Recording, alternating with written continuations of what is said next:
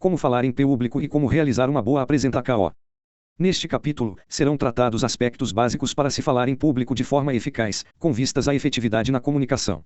As formas de bem apresentar um tema, um trabalho ou qualquer atividade que exija estar à frente do público para desempenhar o papel de orador serão vistos aqui de forma técnica, com vistas a mostrar como agir na prática para falar com mais desenvoltura e alcançar os objetivos comunicativos desejados. 5.1 Bases para a boa apresentação oral em público. Planejar é preciso. Expor ideias em público é um dos grandes desafios para todos, principalmente para aqueles que não possuem a prática dessa atividade, pois não basta ter conhecimentos, é preciso planejar e organizar a apresentação, assim como dominar as emoções e os fatores internos que possam influenciar na atividade oral. Além disso, é preciso aplicar algumas técnicas de comunicação e, atualmente, saber utilizar os recursos audiovisuais para garantir êxito na apresentação. 5.1.1 Planejar a apresentação. O primeiro passo para quem quer ter sucesso em qualquer apresentação ou ao falar em público é construir um pequeno projeto ou planejamento que responda a perguntas-chave, cujas respostas são primordiais para que se alcance o êxito desejado. A. Quem é o público-alvo da apresentação? O que você sabe sobre esse grupo? B. Qual é o tema a ser apresentado? Qual enfoque desse tema é mais motivador e interessante para o público-alvo? C. Quais são os objetivos dessa apresentação? D. Qual é o tempo disponível para a exposição ou da sua fala? I. Quando será o evento? F. Em que local será ___2 realizado? E que infraestrutura dispõe para apresentações? G. Na relação tempo-x-tema, como pretende desenvolver suas ideias? H. Que recursos audiovisuais serão usados na apresentação?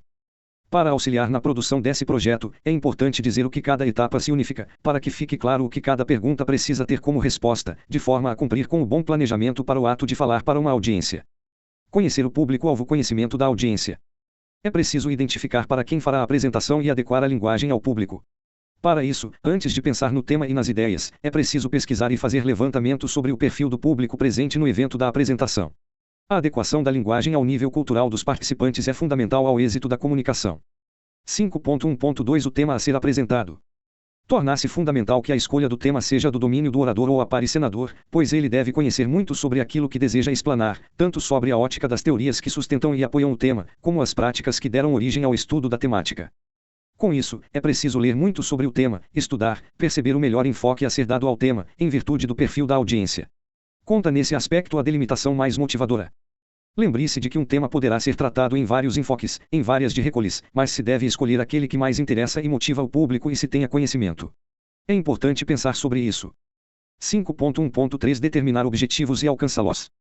Os objetivos são direcionamentos que devem ser alcançados por meio da apresentação. Determinar a sua intenção ao abordar esse tema é fundamental. Pode-se motivar, persuadir, informar ou apresentar a solução de um problema, mas esses objetivos, mesmo que conjugados, devem ser previamente elaborados neste planejamento. O objetivo funciona como uma bússola para a apresentação. 5.1.4 Tempo disponível para a exposição ou fala. O tempo é um elemento delimitador das ações a serem empreendidas na apresentação ou em qualquer atividade oral. Se há pouco tempo, já se sabe que o número de recursos audiovisuais diminui, telas de slides são em menor quantidade, ou seja, interfere nas ações práticas a serem empreendidas ao longo do evento oral. O tempo determinado para fazer a apresentação não pode ser ignorado, pois, se terminar antes ou ultrapassar, ficará claro para todos a falta de planejamento e organização. Se terminar no tempo hábil, demonstrará aos seus ouvintes que houve planejamento e preparo da apresentação, demonstra profissionalismo e dedicação ao evento oral realizado. 5.1.5 Data de realização do evento. É preciso determinar com bastante observação a data para uma apresentação que deseja êxito. Bem verdade que, nem sempre, o orador ou apresentador não pode escolher, mas quando houver a possibilidade, alguns aspectos devem ser observados. Não ser uma data anterior a um dia de feriado, pois o fato provoca diminuição do público presente ao evento. Marcar com antecedência, para que haja boa divulgação e preparação do orador. Não ser concomitante a outro evento público que ocorra no mesmo dia, jogo de final de campeonato, atividade de trabalho, eventos sociais importantes, etc. Além de diminuir o público, coloca os participantes e o orador em situação de estresse pelo fato da locomoção e trânsito até chegar ao local do evento. 5.1.6 Local de realização da apresentação e sua infraestrutura. O local para o evento interfere sobre a atividade. Conhecer previamente o local e saber sua infraestrutura de apoio facilita ao orador e lhe possibilita planejar melhor a sua apresentação. O espaço físico, os recursos audiovisuais presentes e possíveis, a posição do público, se há ou não palco e púlpito, interferem na forma de se posicionar frente ao público. A apresentação deve ser visto no planejamento da apresentação. 5.1.7 Como desenvolver as ideias. As ideias devem ser organizadas dentro de uma visão lógica, cronológica e de sentido, tendo na sua elaboração o cuidado básico do orador, naquilo que se chama de qualidade de estilo. Com isso, é importante observar três grandes qualidades na estruturação das ideias: unidade e concisão, uma sua ideia predominante e delimitada no enfoque escolhido, coerência, relação entre essa ideia principal, fruto do tema, e as ideias que decorrem dela, com comprovação e com argumentos, objetividade e clareza. É preciso transmitir completamente a ideia, realizando a comunicação time-data sem redundâncias, de forma simples e direta. Construir uma lista de tópicos, com as ideias de que se vai falar e desenvolver em sequência lógica e de sentido, já organizada, facilita muito o trabalho do orador. Além disso, essa guia de ideias poderá compor uma ficha que poderá auxiliar o orador na hora da apresentação. É importante lembrar que, apesar de em alguns casos se dispor de recursos tecnológicos, algumas vezes eles falham, e pode ser preciso usar sua guia como possibilidade de auxílio na hora do evento. Planejar as ideias a serem desenvolvidas e os argumentos a serem apresentados faz toda a diferença para aquele que irá falar em público. 5.1.8 Recursos audiovisuais.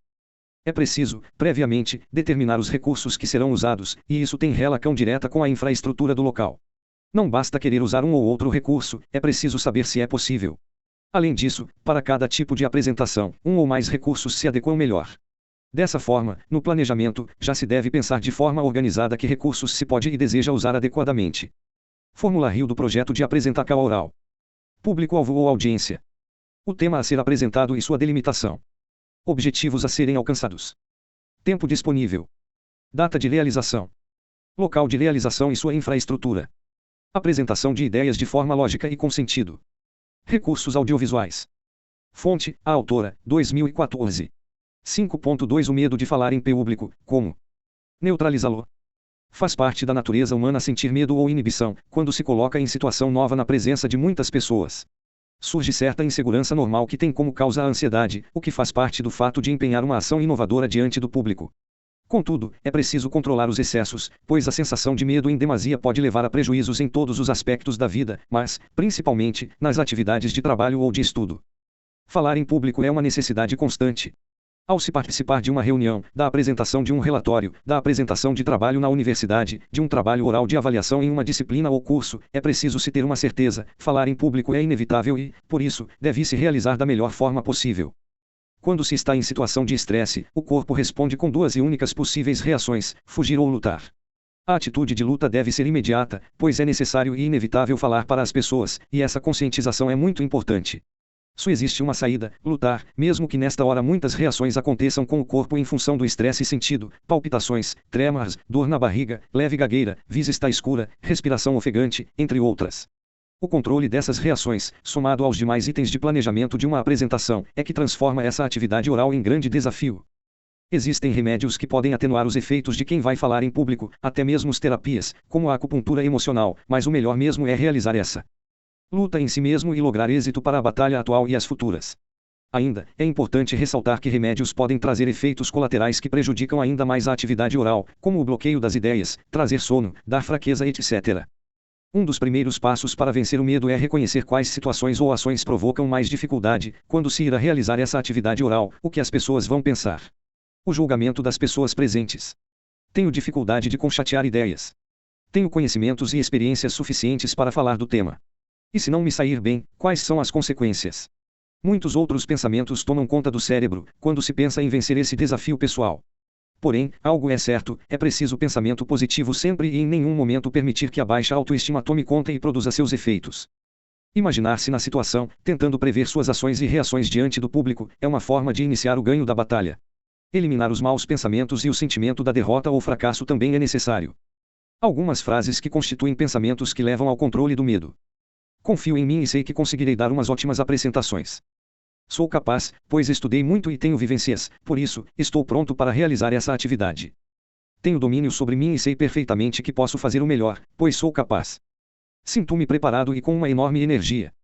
Estou preparado tanto tecnicamente como psicologicamente para a apresentação. Essa atividade é mais fácil do que penso e irei vencer. Só tenho pensamentos positivos, e tudo vai dar certo, pois tenho domínio e sou capaz. Sei bastante sobre o tema, e nenhum dos presentes conhece mais que eu sobre o assunto: sou capaz. É necessário que eu fale em público e me saia bem, é fundamental para a minha vida pessoal e profissional. Segundo estudos psicopedagógicos, a mente humana aprende com a repetição, por isso, é importante repetir sempre essas frases como pensamentos e, até mesmo, como expressões verbalizadas oralmente, para que as ideias sejam assimiladas. É importante persistir, porque o medo é uma percepção que pode ser mudada. Alguns cuidados para controlar o medo causado pela situação de falar em público. Segundo o Dr. Miguel Lucas, em brilhante artigo, existem cuidados possíveis na tese de uma apresentação em público para diminuir e controlar o medo. O controle da respiração, o domínio positivo da expressão corporal, o autodiálogo, as declarações motivadoras, o poder de foco e o direcionamento do espírito para uma visão coletiva são algumas ações que podem cuidar e aplacar o medo para ser vitorioso. A. Controle da respiração. O controle da respiração é um fator importante a ser considerado. As pessoas em situações de estresse prendem a respiração ou respiram muito rápido, de forma irregular e superficial. A má respiração cria reações no corpo. Portanto, aprender algumas técnicas respiratórias de forma controlada e voluntária é um recurso para diminuir os sintomas físicos desagradáveis. Lucas aconselha que o ato de respirar, inspirar e expirar, deve ser acompanhada de um pensamento que comande positivamente o relaxamento. Pense e respire com calma: estou calmo, sinto-me relaxado, sinto-me descontraído. Segundo o autor, as técnicas de respiração agregadas às sensações de relaxamento minimizam a tensão do corpo. B. Domínio positivo da expressão corporal. A postura e as expressões faciais têm um papel importante na expressão do medo. Diz o Dr. Lucas, quando uma pessoa está relaxada e confiante, os seus ombros estão abertos, a sua postura é ereta e esboça-se um sorriso suave. Mas, se está com medo, a sua postura é mais fechada, você quer ser invisível. O seu rosto expressa tensão.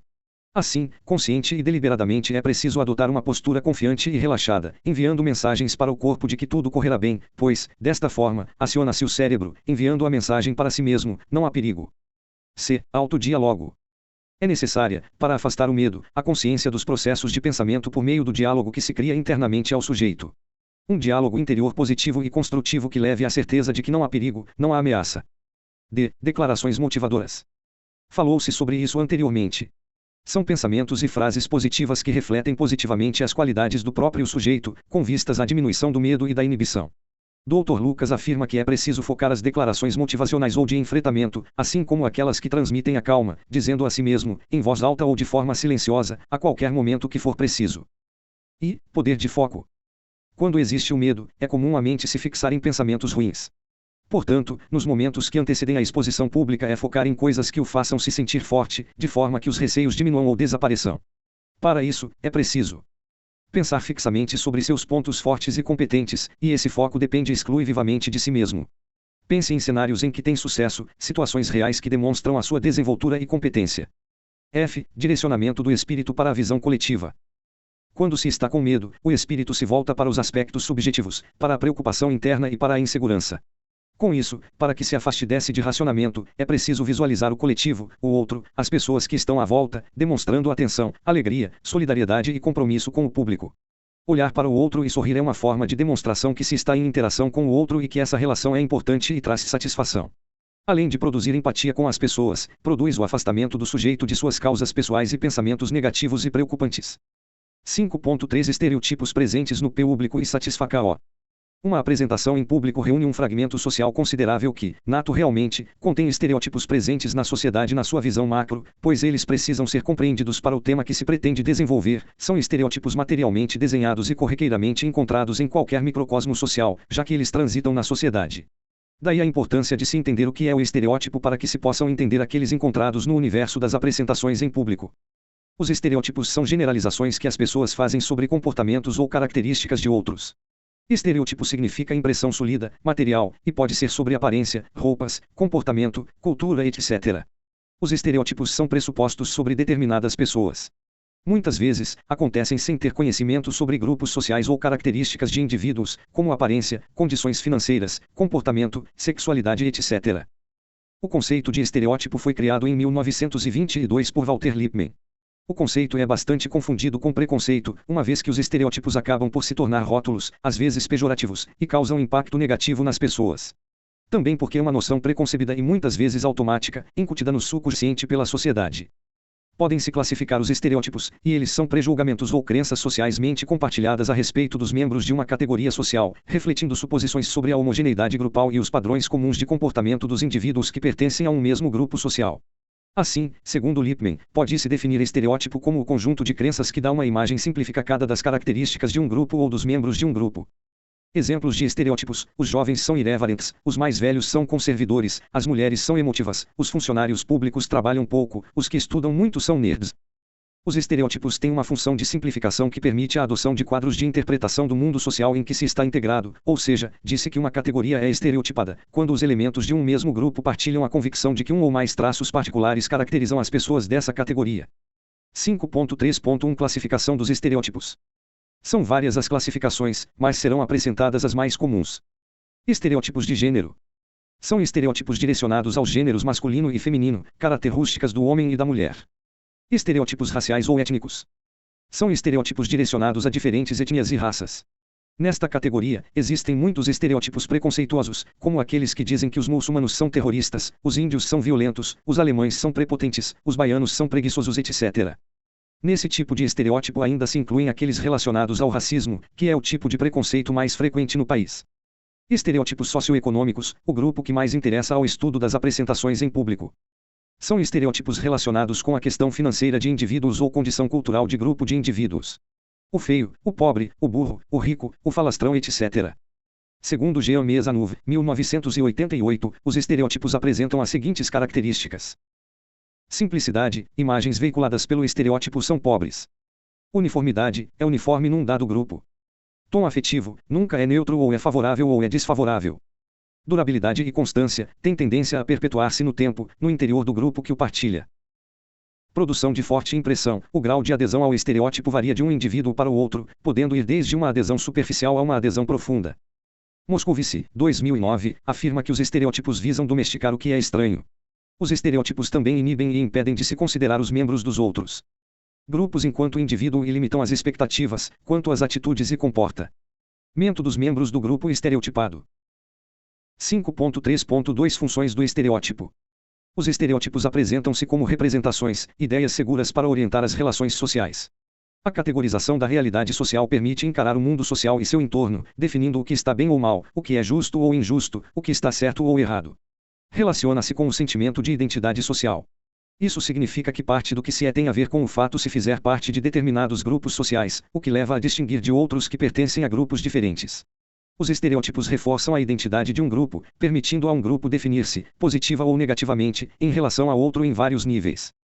Nível individual.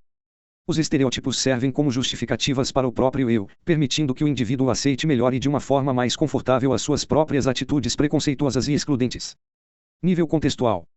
Os estereótipos cumprem a função de justificar e racionalizar as ações grupais. Moscovici, 2003, diz. Representações, obviamente, não são criadas por um indivíduo isoladamente.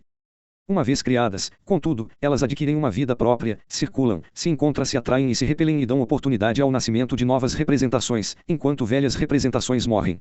As representações, os estereótipos, são ingredientes importantes do caldo sociocultural, p. 123. Segundo o autor, é importante considerar que as representações sociais sejam capazes de influenciar o comportamento do indivíduo e, dessa forma, gerar movimentos que englobem uma coletividade. O psicólogo social Mezanuve, 1988, defende que existe distinção entre opinião não particular e opinião pública e que, por mais legítimas que sejam, não resolvem a dificuldade em distingui-las, pois uma e outra interferem entre si, de maneira sutil e imutável. A própria opinião pública se relaciona a um sistema de crenças fortemente enraizadas e cristalizadas, tanto no nível coletivo como no individual.